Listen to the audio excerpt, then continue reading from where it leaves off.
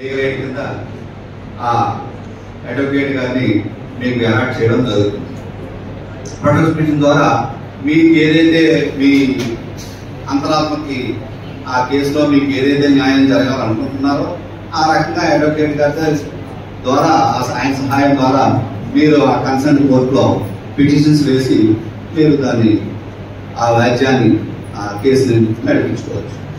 ఎందుకంటే prosecution case వాదించడానికి PP గారు ఉంటారు.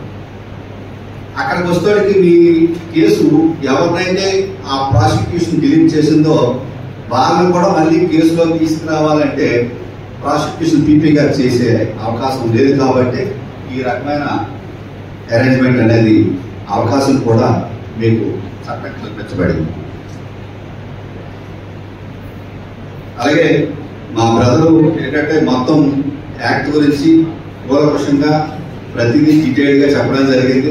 అంతకంటే అందులో చెప్పవలసింది ఏమీ లేవు. ఈ కాంపన్సేషన్కి వచ్చేసరికి ఏంటంటే ఈ రకంగా పొందే అవకాశం అయితే ఉంటుంది. అలాగే ఫస్ట్ ఇప్పుడిప్పుడు ఈ లవ్ మ్యారేజెస్ అనేవి సొసైటీలో రావడం వల్ల ఈ కుల వివక్ష అనేది కొంతవరకు తగ్గుతుంది.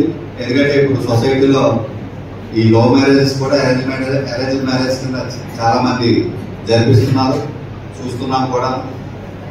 ముందు మనలో మార్పు రావాలి. అది మీరు మేము. మనిషి మారితే సమాజం మారితే అన్నీ మారుతాయి.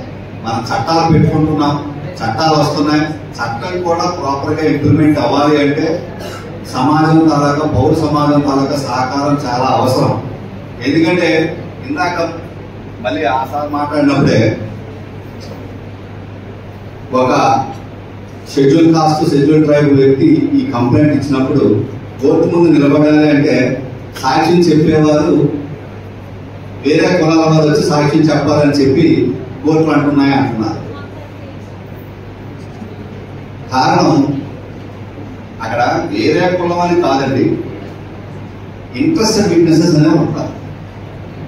ఇంట్రెస్టెడ్ విట్నెస్ అంటే ఈ కేసులో మాకు తప్పనిసరిగా కన్విక్షన్ కావాలి, అదర్ సైడ్ శిక్షించబడాలి అంటే ఇంట్రెస్టెడ్ విట్నెస్ ఎలా అవుతారంటే ఎవరైతే బాధితులని పేర్కొన్నారో కేసులో ఆయన కాదక బంధువు కానీ ఫ్యామిలీ మెంబర్స్ అంటే తమ్ముడో అన్నో చెల్లో అక్కో మామో బిడ్డో ఈ వచ్చి కంప్లైంట్ తరపున సాక్ష్యం చెప్తారంటే కోర్టులు వాళ్ళందరినీ కూడా ఇంట్రెస్ట్ విట్నెస్ కింద ట్రీట్ చేస్తాయి.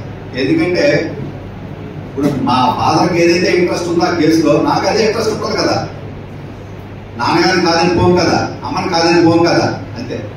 ఇదే లాజిక్. కాబట్టి ఆలోచించండి.